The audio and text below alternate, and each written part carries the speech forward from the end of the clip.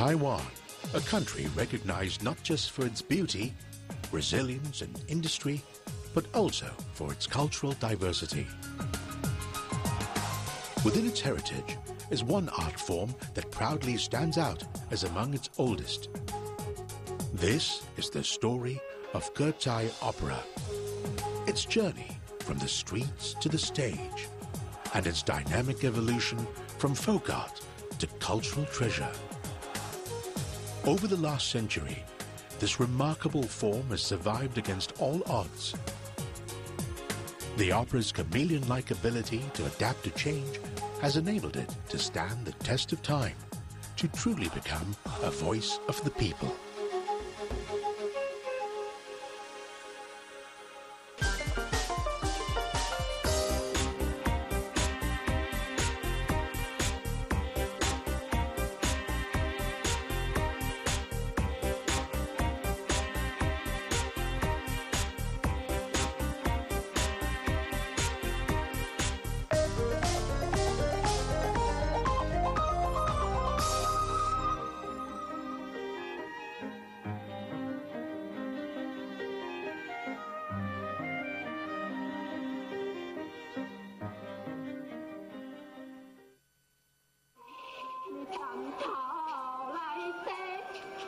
Although strongly influenced by Chinese opera, Ketai Opera has its own unique origins in Taiwan.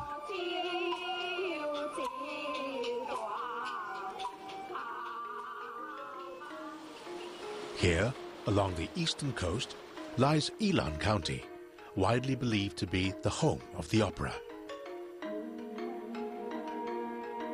More than a century ago, most residents of Yilan County were immigrants from China's Jiangzhou province. It is said that in between work, they would spontaneously perform unrehearsed songs from their homes. These traditional ballads soon became a popular leisure activity that sowed the seeds of Ketai Opera. Eventually, simple dance movements were added, creating the foundation for skits involving 2 to 3 singers.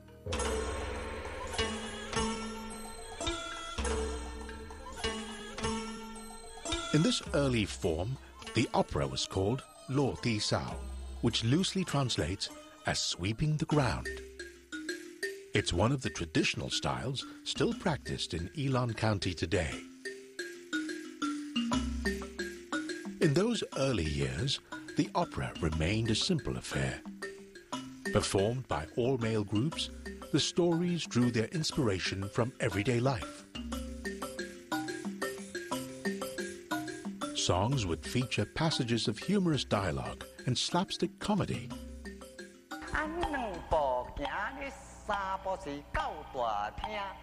Performed by the opera's colorful and spontaneous characters, their tales reflected the joys and hardships of rural life.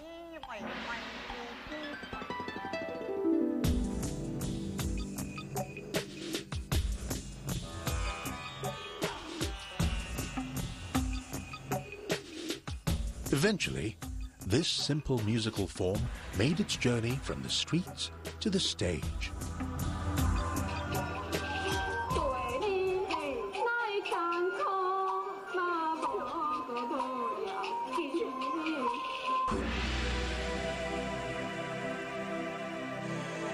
The opera established itself when performers began forming Ketai parades during temple fairs. Wherever they stopped, they would set up a main stage and perform simple folk melodies, attracting large audiences.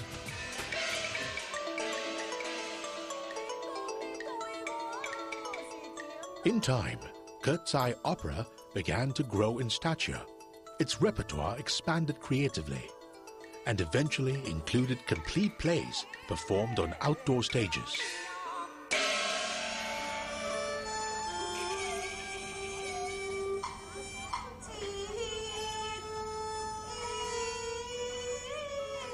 During this period, touring Beijing and Fuzhou opera troupes from the mainland also influenced Ketai Opera. Ketai Opera's more established cousins inspired developments in gestures, drumming, backdrops, and most of all, in music.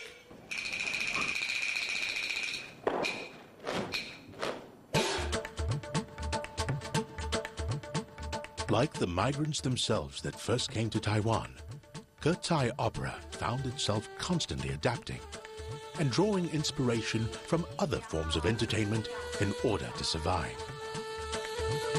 And it was this resilience that would prove useful for the opera in Taiwan's darkest hours. From the late 19th century till the end of World War II, the Japanese made themselves the colonial masters of Taiwan. The opera once again found good reason to adapt.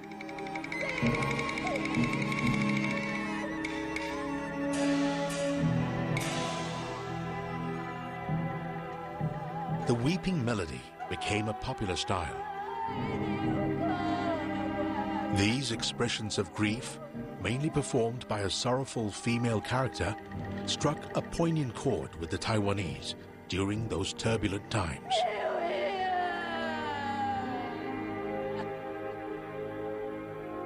The years under Japanese rule also saw women infiltrating the male-dominated art form.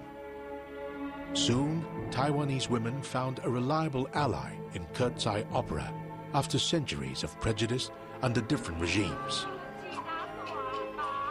At the same time, the presence of women and the roles they performed in Kertsai opera created a stronger relationship with female audiences.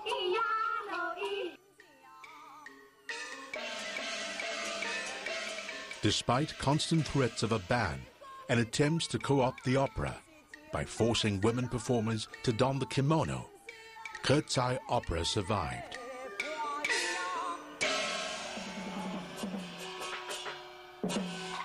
When the Japanese occupation came to an end, the opera found a new lease of life in Taiwan.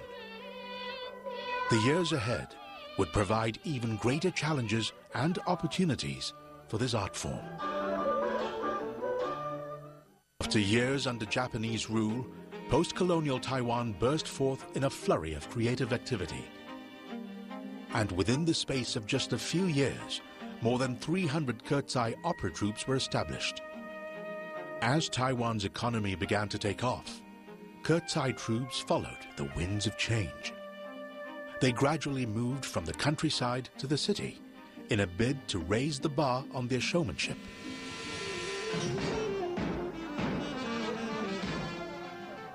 During this transitional period, Kertsai performers in the city adopted anything they felt would enhance the opera's appeal.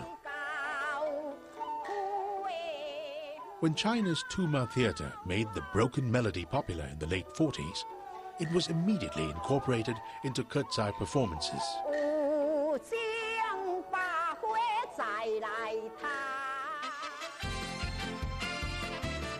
Opera companies also found themselves including flashy gimmicks and even pop tunes into their shows.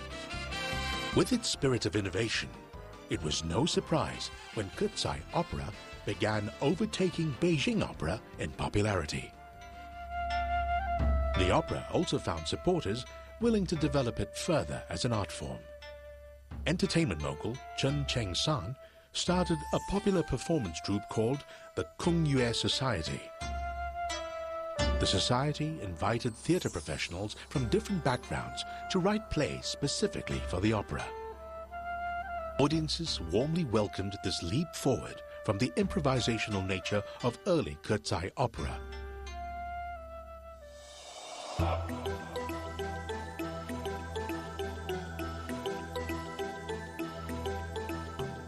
The art form then made a breakthrough in 1955 when Chen Cheng-san was inspired by the popularity of cinema. He made the first Taiwanese language film, drawing from traditional operatic material.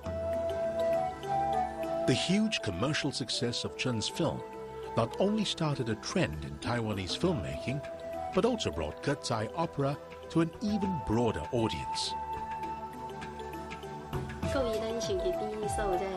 At this time, radio broadcasts of Kertsai opera also became popular. Taiwanese radio stations formed their own opera groups and would often record directly from studio performances.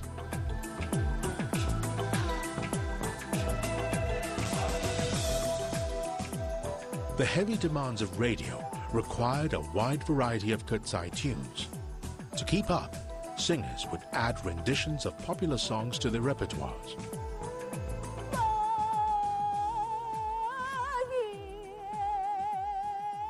Kertsai's grip on theatre acts, along with its success in broadcast mediums like film and radio, took the performing world by storm. As a result, Kertsai opera, with its humble beginnings, became synonymous with popular entertainment in Taiwan.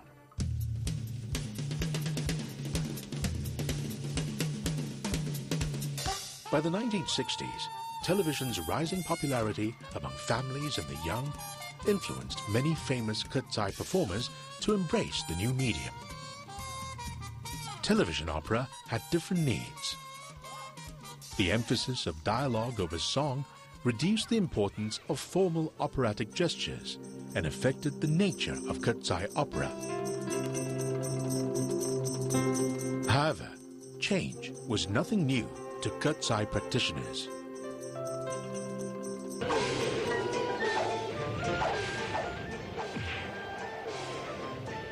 Adapting to this new medium only served to establish Kertsai opera's popularity with Taiwan's television audience.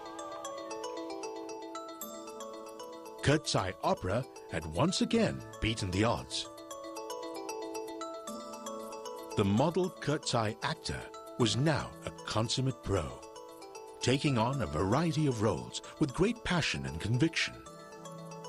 On stage, they displayed an innate ability to get into character, playing immortals by day and royalty by night.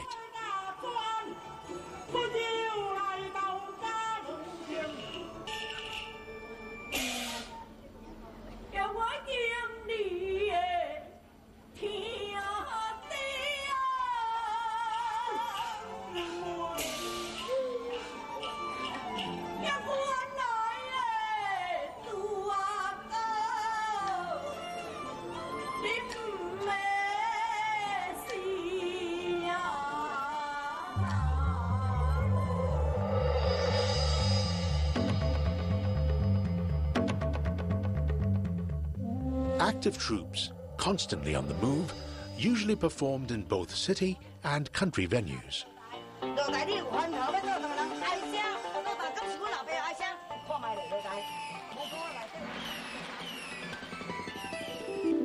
Despite the hardships that come with being on the road, the actors always responded to the demands of their audience. For the audience, the experiences of the real and operatic worlds seem poles apart. But for Kertsai performers, the lessons learned from these experiences only serve to add depth to their performances.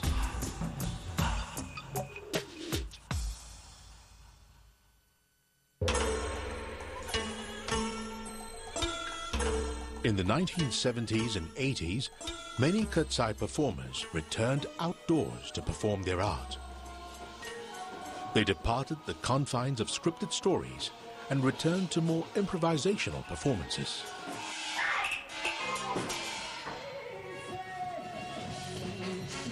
The key to survival lay in Kertsai opera's ability to mix age-old tradition with modern trends. Keeping the narrative structure of previous routines in place, they integrated off-the-cuff dialogue, props, and even costumes, depending on their audience and venue.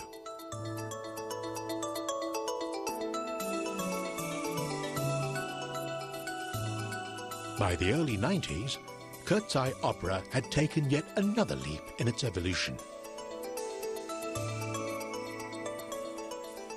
Taiwanese authorities began to take a greater interest in the arts. And with their help, Kertsai opera re-emerged as a high art form.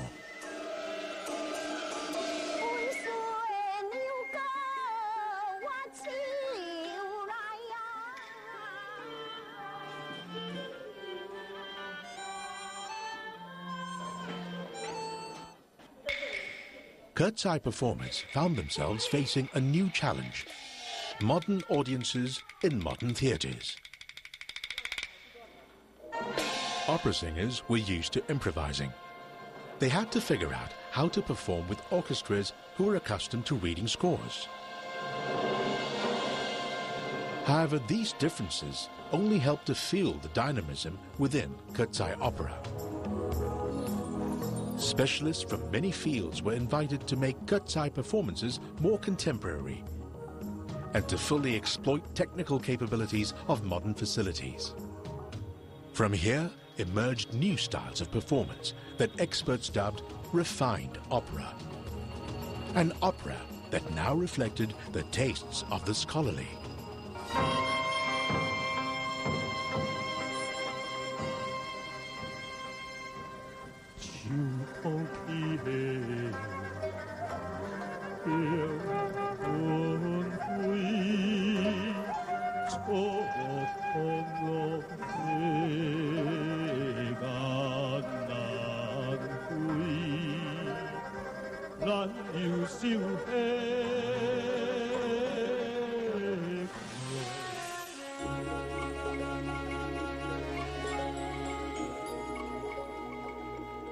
In more recent times, the opera even found its way into children's theatre.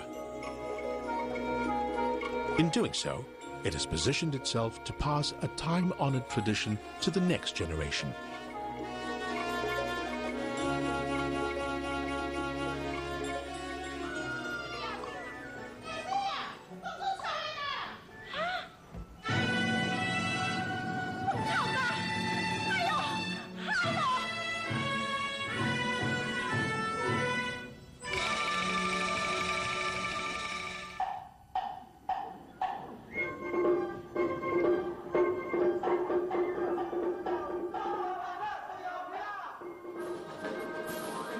By fusing Western-influenced modern performance styles into its own form, Kertsai opera was also effectively ensuring its survival in the highly competitive showbiz industry of the 21st century.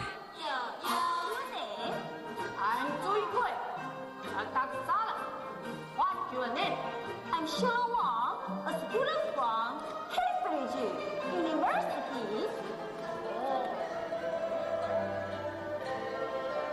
In line with these changes, Kertsai opera continues to draw inspiration from other arts and from ancient and modern history.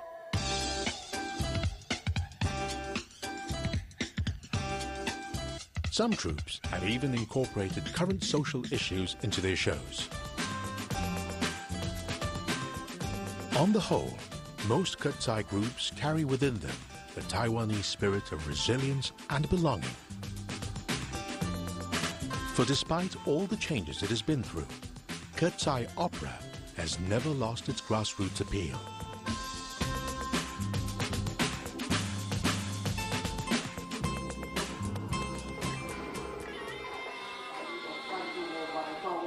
Today, it is customary for daytime performances to draw from legends and tales of chivalry. Nighttime shows are a glitzier affair, heightened by flashy lighting effects and elements from TV dramas and pop music.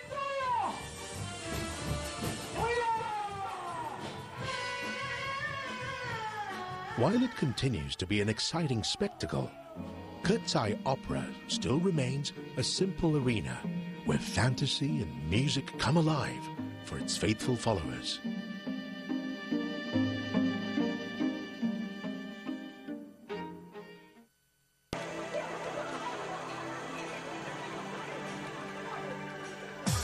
Kertsai opera wouldn't be the flourishing art form it is today without the support of its die-hard fans. They have held Kertsai opera together despite its many changes. It's a passion easy to run into on the streets of Taiwan. 我喜欢歌仔戏是因为呢，歌仔戏本身对于我们这个教化，我们的本土的人呢，对这个我们的民俗的这个事情呢，能够有一个教育的工作，我觉得是很不错，应该要继续延续下去。我喜欢歌仔戏，是因为歌仔戏它是一个台湾很传统的一个戏曲，那我希望它能够继续保存它原有的风貌。